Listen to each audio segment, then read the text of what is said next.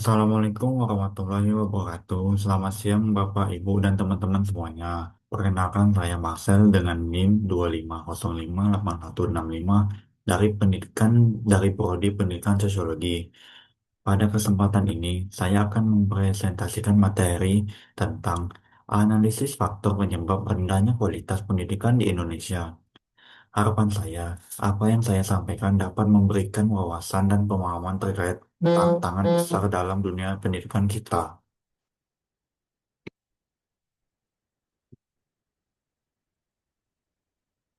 Baiklah, latar belakang teman-teman sekalian. Seperti kita tahu bahwa pendidikan di Indonesia m- merupakan pilar penting dalam peningkatan kualitas sumber daya manusia dan pembangunan bangsa.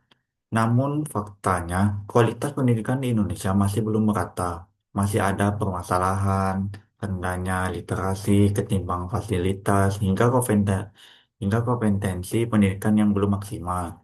Selain itu, upaya untuk mencapai SDGs poin keempat tentang pendidikan berkualitas masih dihadapkan pada tantangan aspek sosial, ekonomi, budaya, hingga kebijakan. Oleh karena itu, penting bagi kita untuk menganalisis faktor penyebab rendahnya kualitas pendidikan tersebut. Baiklah, saya lanjut. Keterbatasan sarana dan prasarana. Satu, banyak banyak sekolah di daerah terpencil fasilitasnya masih minim. Dua, kekurangan gedung layak, perpustakaan, laboratorium.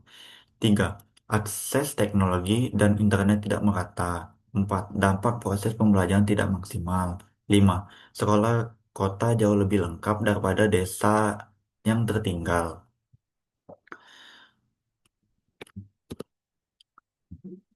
Rendahnya kompetensi dan kesejahteraan guru.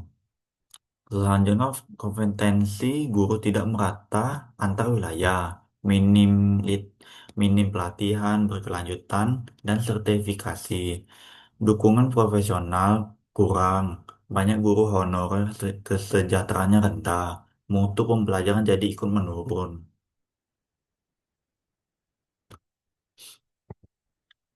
Ketimpangan ekonomi dan sosial.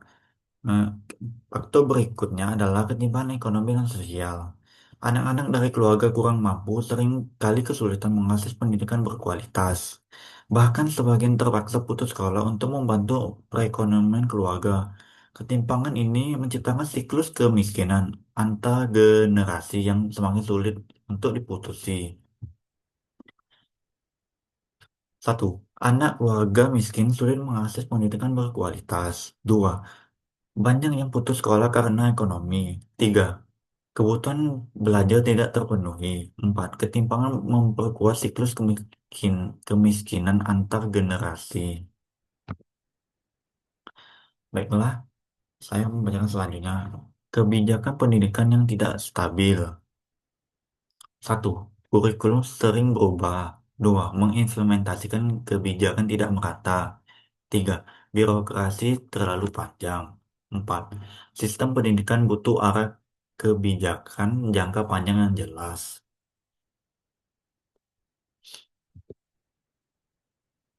Baiklah, selanjutnya, minimnya literasi dan numerasi. Indonesia juga masih menghadapi masalah rendahnya tingkat literasi dan numerasi. Budaya membaca belum kuat, dukungan orang tua yang kurang, serta pembelajaran yang masih berfokus pada hafalan.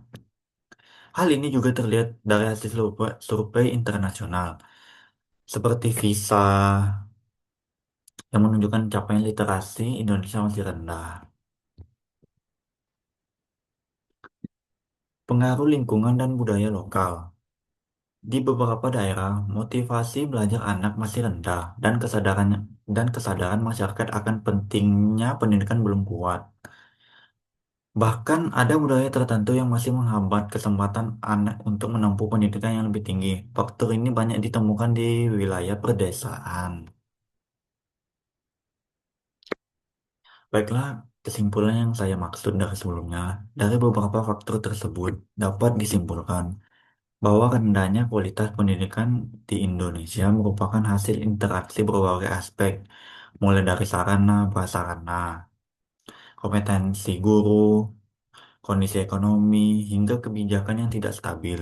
Untuk mewujudkan SDGs poin keempat kita membutuhkan peningkatan layanan pendidikan yang menyeluruh, merata, dan berkelanjutan di seluruh wilayah Indonesia. Baiklah, itu saja yang dapat saya sampaikan dari PPT ini. Demikian pemaparan dari saya mengenai analisis faktor penyebab rendahnya kualitas pendidikan di Indonesia. Terima kasih kepada Bapak, Ibu, dan teman-teman yang telah menyimak. Jika ada pertanyaan, saya sangat terbuka untuk berdiskusi. Lebih dari kurang, saya mohon maaf. Wassalamualaikum warahmatullahi wabarakatuh.